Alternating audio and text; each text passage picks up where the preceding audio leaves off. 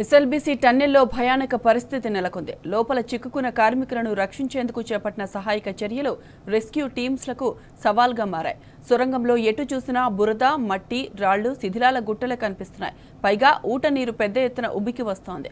అంతటా చిమ్మ చీకటి, కరెంటు సౌకర్యమూ లేదు. నీళ్లు తోడలేరు, మట్టి దిబ్బలు, శిథిలాలను తొలగించలేరు. టన్నెల్లు ఎక్కడ తాకితే ఎటువైపు నుంచి ఏ ప్రమాదం వస్తుందో, ఉపరితలం ఇంకెంత కూలుతుందో తెలియని పరిస్థితి నెలకొంది. లోపలికి మానవ మాతృలెవరూ లోపల అడుగు పెట్టలేని దుర్భర స్థితి ఉంది. ఫలితంగా సహాయక చర్యల్లో ప్రతిష్టంభన నెలకొంది.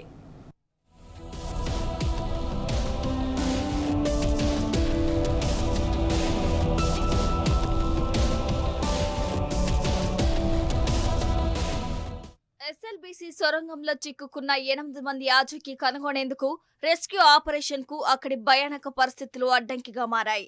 ప్రమాదం జరిగిన ప్రాంతంలో నీళ్లు ఉబికి వస్తుండటం, బురద ఎక్కువగా ఉండటం, విద్యుత్ సౌకర్యం లేకపోవటం, కన్వేయర్ బెల్ట్ తెగిపోవటం రెస్క్యూ టీంలకు అత్యంత సమస్యాత్మకంగా మారింది. పైభాగంలో పెద్ద ఎత్తున జలరాశి ఉందని, పైనుంచి సొరంగంలోకి వెళ్లే అవకాశం ఏమాత్రం లేదంటున్నారు. ఎక్కడ ముట్టుకున్నా కూలిపోయే ప్రమాదం ఉన్నదంటూ నేషనల్ జియోగ్రాఫిక్ సర్వే ఏజెన్సీ నివేదిక ఇచ్చింది. మరోవైపు సొరంగంలో లైనింగ్ లేని చోట డ్రిల్లింగ్ చేసిన ప్రదేశం కూడా ఏ క్షణమైనా మళ్లీ కూలవచ్చని అంచనా వేస్తున్నారు. ఇన్ని ప్రతికూల పరిస్థితుల మధ్య రెస్క్యూ టీంలు ప్రమాదం జరిగిన ప్రదేశానికి వెళ్లలేకపోతున్నాయి. 14వ కిలోమీటర్కు 40 మీటర్ల ఇవతలే ఆగిపోతున్నాయి. 4 రోజుల తర్వాత చివరకు సొరంగం పక్క నుంచి ప్రమాదం జరిగిన 0 పాయింట్ వరకు వెళ్లడానికి దారి ఏర్పాటు చేసుకున్నప్పటికీ అక్కడ కూడా నీళ్లు ఉబికి వస్తుండటంతో రెస్క్యూ సవాల్గా మారింది. మరోవైపు సహాయక చర్యలు చేపడుతున్న బృందాల మధ్య సమన్వయం లేకపోవడంతో అసలు సొరంగంలో ఏం జరుగుతుందో అర్థం కాని పరిస్థితి నెలకొంది.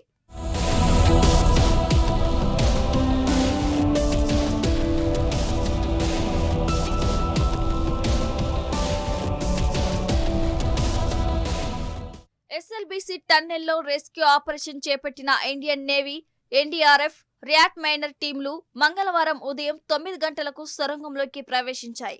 అక్కడ పేరుకుపోయిన బురద, ఉబికి వస్తున్న నీరు సహాయక చర్యలకు ఏమాత్రం అనుకూలంగా లేకపోవటం, దాదాపుగా 4 గంటలు శ్రమించినా ఫలితం లేకపోవడంతో సాయంత్రం 7 గంటలకు తిరిగి బయటకు వచ్చారు. అక్కడి పరిస్థితులు పూర్తిగా భిన్నంగా ఉన్నాయని, సహాయక చర్యలకు ఏమాత్రం సహకరించడం లేదని చెబుతున్నారు. దీంతో ప్రత్యామ్నాయ మార్గాల వైపు వెళ్లాలని ఉన్నత స్థాయి సమావేశంలో నిర్ణయించారు. మరో ఎస్కేప్ టన్నెల్ ఏర్పాటుకు సమయం ఎక్కువ పడుతుందన్న ఉద్దేశంతో ఆ ఆలోచన విరమించారు. ప్రమాదం జరిగిన 14 కిలోమీటర్ల వద్ద సొరంగంలో 4 నుంచి 6 మీటర్ల మేర బురద పేరుకుపోయిందని నవయుగ ఇంజనీరింగ్ కంపెనీ ప్రతినిధులు చెప్పారు. పైనుంచి మట్టి, నీరు వస్తూనే ఉందని తెలిపారు.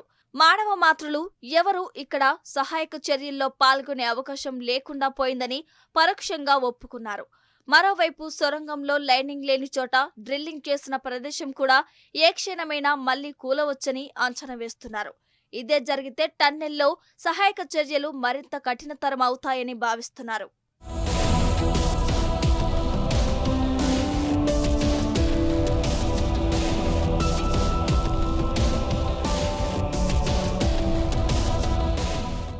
సొరంగంలో నీటి ఊటకి సంబంధించి నేషనల్ జియోగ్రాఫిక్ సర్వే ఏజెన్సీ క్షుణ్ణంగా లోపలికి వెళ్లి పరిశీలించింది. 14వ కిలోమీటర్ల వద్ద ఉన్న గుట్టను కూడా పూర్తిగా పరిశీలించింది. పైభాగంలో పెద్ద ఎత్తున జలరాశి ఉందని, దీంతో సొరంగంలోకి నీళ్లు ప్రవేశిస్తున్నాయని తేల్చారు. పైనుంచి ఏమాత్రం టన్నెల్లోకి వెళ్లే అవకాశం లేదని, అలా అయితే సొరంగం మొత్తం కుప్పకూలే ప్రమాదం ఉందని నివేదిక ఇచ్చారు. టన్నెల్ లోపల, చుట్టుపక్కల లైనింగ్ నుంచి కూడా నీటి ధార వస్తుందని, ఇది కూడా ప్రమాదకర స్థాయిలోనే ఉందని నిపుణులు హెచ్చరిస్తున్నారు. ఇంకోవైపు జియోలాజికల్ సర్వే రిపోర్టు ఆధారంగా 14వ కిలోమీటర్ విభాగంలో డ్రిల్లింగ్ చేసే ప్రతిపాదన వచ్చింది. దీని సాధ్యాలు ఇంకా ఒక కొలిక్కి రాలేదు.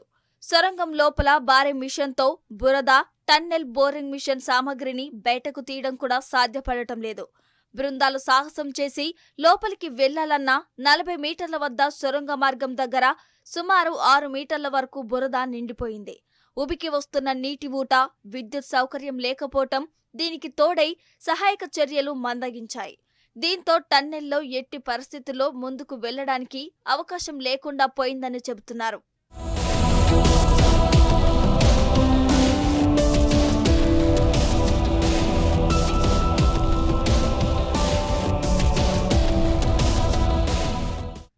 ఎస్ఎల్బీసీ సొరంగంలో ప్రమాదం జరిగిన రోజు నుంచి సహాయక చర్యలకు వినియోగిస్తున్న 11 టీంలను సమన్వయం చేయడంలో అధికారులు విఫలమయ్యారు.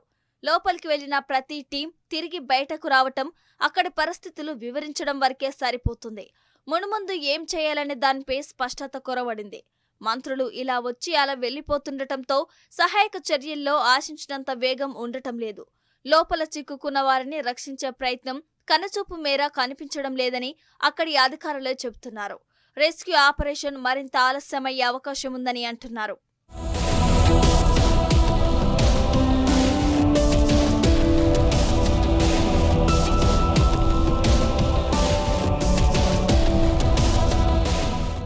ఎస్ఎల్బీసీ సొరంగంలో చిక్కుకున్న కార్మికుల కుటుంబ సభ్యులు మంగళవారం జార్ఖండ్ నుంచి ప్రత్యేక వాహనంలో దోమలపెంటకు చేరుకున్నారు. నాగర్ కర్నూల్ జిల్లా కలెక్టర్ సంతోష్ ఇక్కడ జరుగుతున్న సహాయక చర్యలను వివరించారు. అయితే అక్కడి పరిస్థితులను చూసి బాధిత కుటుంబాలు పడుతున్న బాధ వర్ణనాతీతం. సహాయక చర్యలు జరుగుతున్నాయని అధికారులు చెబుతున్నప్పటికీ ప్రస్తుతం అవి సంతృప్తికరంగా లేవని, సఫలీకృతం అయ్యేలా కనిపించడం లేదని అంటున్నారు. కనీసం తమ కుటుంబ సభ్యుల శవాలనైనా ఇస్తారా లేదా అని ఆవేదన చెందారు. కార్మికులవి అన్ని పేద కుటుంబాలేనని, వాళ్ళిప్పుడు దిక్కులేని వారుగా మారిపోయారని కన్నీళ్లు పెట్టుకున్నారు. సీఎం రేవంత్ రెడ్డి ప్రత్యేక చొరవ చూపి బాధితులను సురక్షితంగా బయటకు తీసుకొచ్చే ఇతర మార్గాలను చేపట్టాలని వేడుకున్నారు. అయితే పోలీసులు వారిని సంఘటన స్థలం నుంచి హుటాహుటిన తరలించారు. అటు బాధిత కుటుంబాలు వచ్చాయని తెలిసినా కూడా మంత్రులెవరూ వారి వైపు కన్నెత్తి చూడకపోవటం గమనార్హం.